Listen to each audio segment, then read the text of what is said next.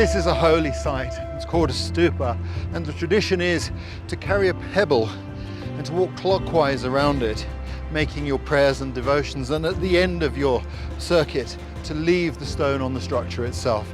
I'm going to honour the tradition in that I hope that it may bring me good fortune. Because in this episode, I'm going on a bear hunt.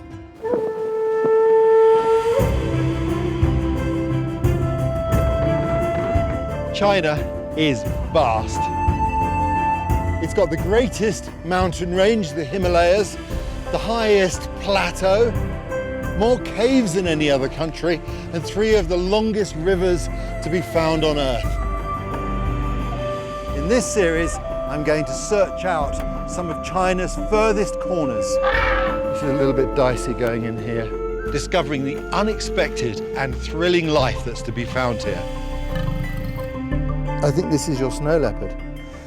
Oh, look at that one. Look at that Yes. one. On the trail of the unique animals, landscapes and people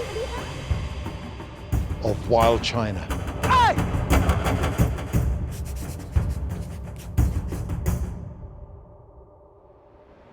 This is the Tibetan Plateau. At 2.5 million square kilometers, it's impossible to get your head around the scale of this landscape. But less than 1% of China's population live here. It's one of the emptiest places on Earth.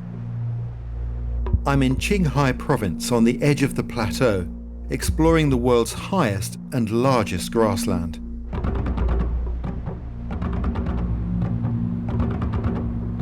Winter is setting in, and even the ground is starting to freeze.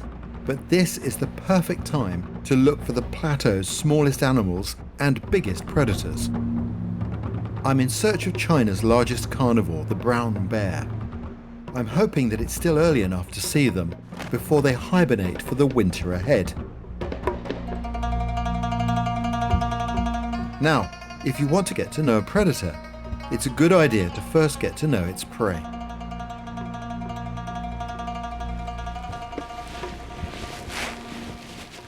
It's a jolly cold morning today, I can tell you. Well, what I want to have a look at is this bit of ground here. Actually, it's quite rutted. There's little hummocks all across here, and there are also little rocks. But if you look really carefully in amongst them, there are creatures moving, and that's what I want to have a look at.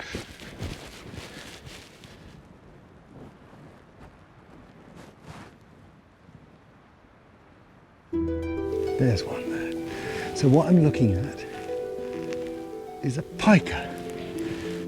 They're comical to watch because they skip along quickly between their burrows. They're quite fun to watch. They've got big ears and they've got big eyes. They're set on their head, so they've got very good vision. And the reason for that is, of course, everything wants to eat them. Tibetan fox, red fox, and of course, there are many birds of prey here. So theirs is a pretty precarious life. The fortunes of the predators of these animals are bound up in the fortunes of the piker. If the piker population declines, so does the population of the predator. Things are very, very finely balanced in these environments. Pikers don't hibernate, and in winter they're a favourite meal for the grassland's carnivores. Look at that. Oh, that's beautiful. There you have a Tibetan fox.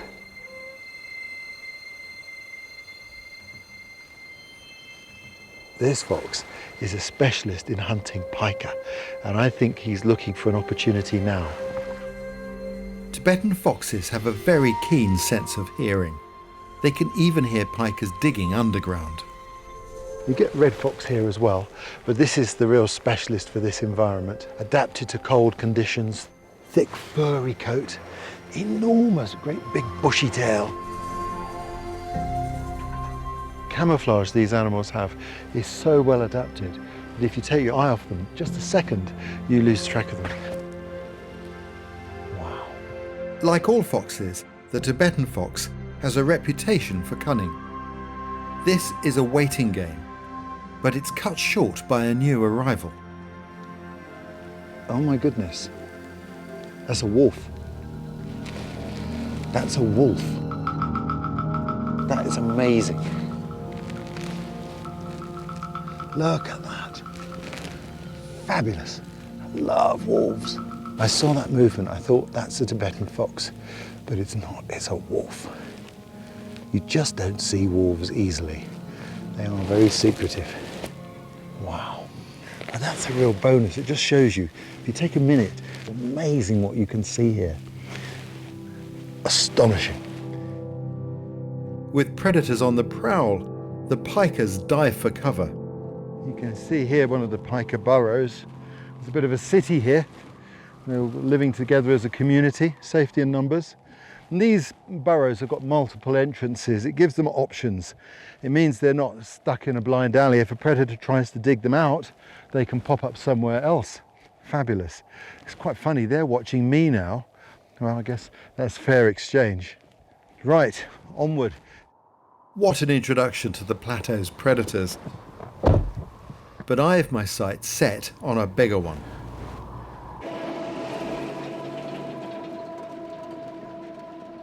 I'm now heading 2 hours east to a remote valley in the high grasslands where I'm going in search of bears. There are 4 species of bear in China, and the plateau is home to the largest of them all, the brown bear.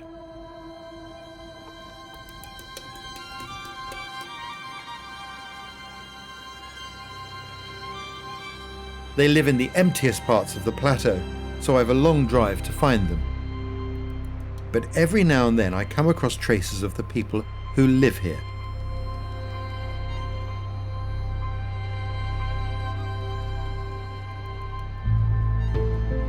In the Buddhist tradition, the colours of these prayer flags represent the elements of this landscape. Buddhists believe that every life is equal and that animals should not be harmed or killed unnecessarily. This philosophy has encouraged a harmonious relationship between people and the wildlife of the plateau.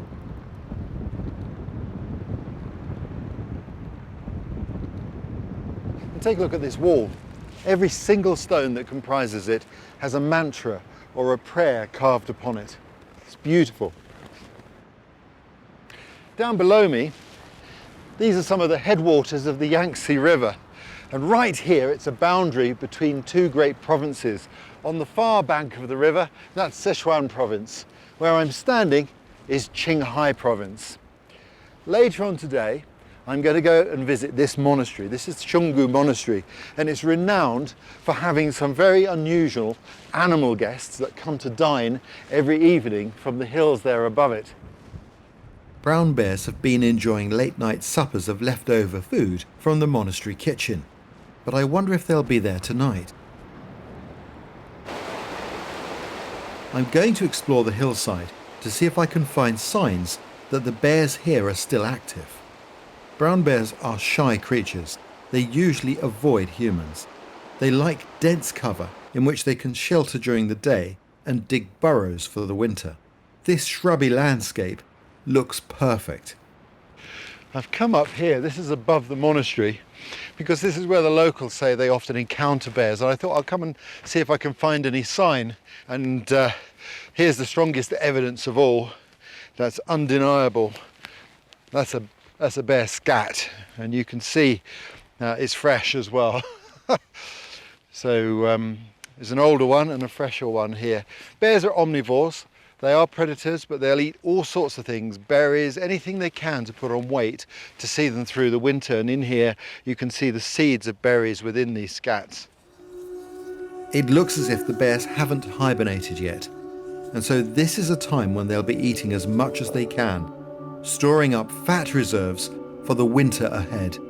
I have to be extremely careful. This is a tight gully. It's heavy vegetation. I don't really want to encounter a bear in these circumstances because they move extremely fast, and I make a bit of noise so that if there is a bear sleeping nearby, he knows I'm here. Bears have a keen sense of hearing and smell, so making a noise is the best way to warn them of my presence. Hey bear! We've got some vegetation damage here. All this burdock, all broken. to something. Not quite sure what. I'm seeing a lot of Beardis's Durbans are the gleaming white of bone. Yeah, let's have a look at that. There we go. A yak skull. It's been well chewed on, look, and it's not been butchered. That's probably the remains of a bear kill. It's quite old, but there's testimony to the power of the bear. Here, this is a bear track here. It's not a very clear one, but you can see how bears come down here and it slid a little bit. And bears have 5 toes. See, 1, 2, 3, 4, 5 there in the claw. So as it's come down here, it slid a little bit and just pushed the soil up there. And then there are other tracks here going down. So you can see they come straight down here.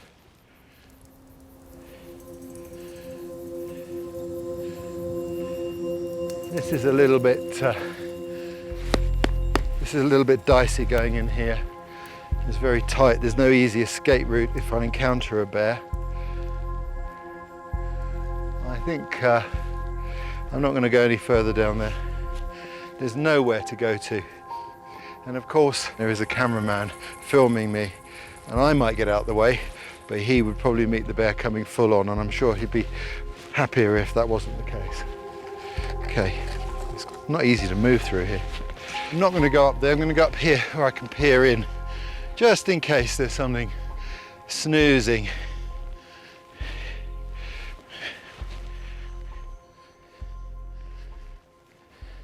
Oh, here's a nice bear track here, look at that. That's a corker.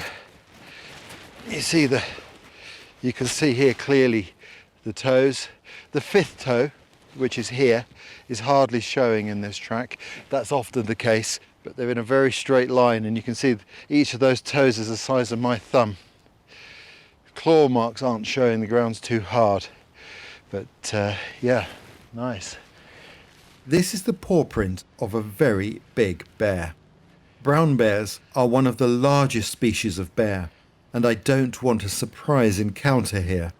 You can see just how close these bears are to the monastery here. Now, there's an old saying, discretion is the better part of valor. And I think at this point, I'm not going to go any further, because what I'm seeing is a lot of vultures. What I'm thinking is, this is probably where the bears are. I reckon they've carried away some food up into here. The vultures have got their beady eye on it. I've seen a few lammergeiers. Now they can consume bone. So they'll be waiting for the bears to finish so that they can come down and clean up on what's remaining.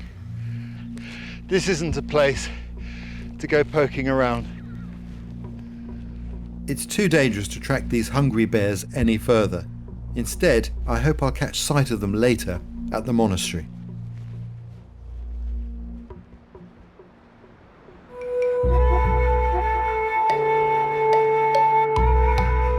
I'm exploring the high grasslands of the Tibetan Plateau on the trail of China's largest carnivore, the brown bear.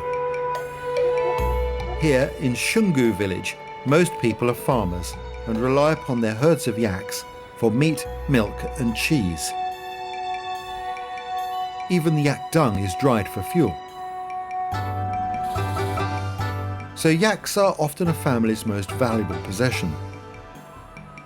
I'm wondering how they feel about living alongside the plateau's wild predators. Jesse Dele, how are you? Right That's great. I'm trying to find out about the bears in this area. now? Yes, I've seen them. Are they ever dangerous to you? Not here. The bears have never eaten anyone. Yeah, that's good. But there are other dangerous animals here. The wolves are the most dangerous. Our family depends on our livestock, so for us, the wolves are the biggest danger. Yeah. How many animals might you lose to wolves in a year? In this village, on average, about 50 to 60 animals are killed each year. That's a lot. Do you lose any yaks to bear? Since the beginning of the autumn, the wolves have killed 3 animals. The bears come and eat the carcasses after the wolves have killed them. So the bears clean up after the wolves. I'm not surprised to hear this. Brown bears are master scavengers and use their size and ferocity to scare other predators away from a kill. Thank you. Thank you. Other villagers confirm his story. Jesse Dale. Bears don't venture into the village, although they are sometimes seen in the hills above the monastery, where I'm heading next. Xingu Monastery is perched on the mountainside above the village. For 1400 years, this ancient monastery has been a place of learning and quiet reflection. Today it's home to about 120 monks of all ages. Living in harmony with the wildlife around them is a part of their Buddhist belief, and true to their tradition, these monks have been feeding the kitchen's food scraps to the local bears. Oh, thank you. Thank you. That's very nice. It's very kind of you. When did you first start feeding the bears here? It's been almost 3 years since I met a brown bear. It came to the temple about 3 years ago. When the bear first came here, it saw the leftovers we left outside, and then it ate them. After that, it realized the people here were willing to give it food, so it kept coming back for more. As a Buddhist, you have to take care of animals and not hurt them. Feeding the bears is kind of like charity, and it minimizes waste. Are you not worried that the bears might become too friendly and somebody might get hurt? I never worry about that kind of thing, because these bears don't hurt people. They have never harmed anyone at our temple. As I said, I've known these bears for a long time. I'm not afraid of them. I can't wait to see the bears. Yeah. It'll be good.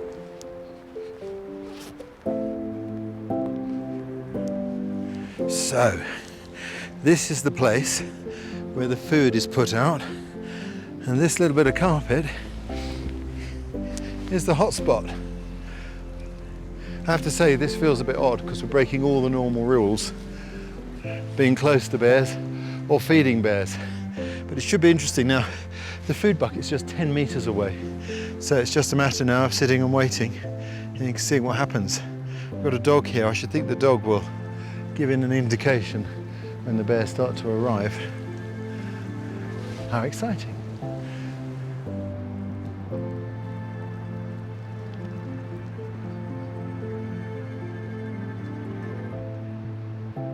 I can tell you the temperature's dropping right now, and it's windy too. And there's no way of knowing exactly when the bears will come or how many are going to turn up. So it's all a bit of a mystery, but I'm going to make myself warmer in anticipation of a bit of a wait. It's a long stakeout. After 2 hours, the temperature has dropped well below freezing, and the hillside has disappeared into blackness. There's more food going in. That is a pretty risky job, if you ask me.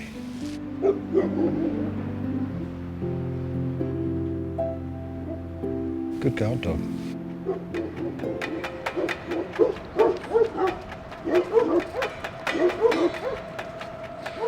Here, here comes the bear.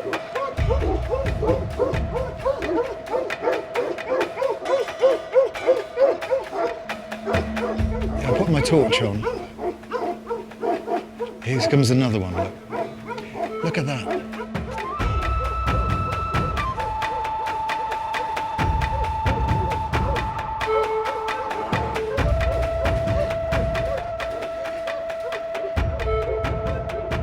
Bears can be fierce fighters if threatened, but it looks as if they're used to the dog's excited behaviour. They're very brave dogs, but the bears aren't bothered. Judging from their size, these are almost certainly the bears I tracked earlier. They're big boys. In the wild, their pointy snouts and sharp claws make them formidable foragers, but tonight they're enjoying a bucket meal. They're really troughing in on that food. At this time of year, They need to put on fat so that they can survive the winter. So it's really important to find food. So this is more than a windfall for these bears. This is really special. Bears are normally solitary. It could be a mum with a cub. Beautiful. These regular dinners have probably encouraged this family group to stay together.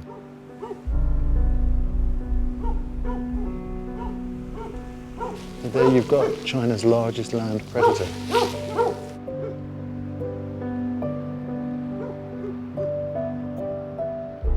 What an incredible experience. It's an amazing way to see these creatures close up. Certainly the safest way.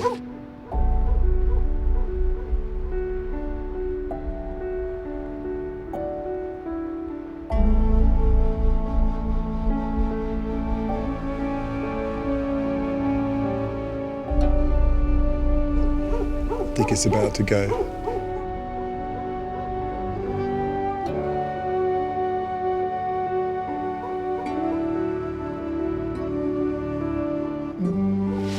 And they've gone, just like that.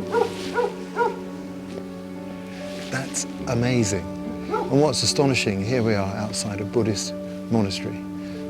Buddhists revere all life, and they show great tolerance to things, including these bears. It's quite astonishing. What a way to see China's largest predator. Next time, I'm in the foothills of the Himalayas, exploring the magical kingdom of Shangri-La. You're beautiful. Look at that face. On the trail of China's rare snub-nosed monkeys.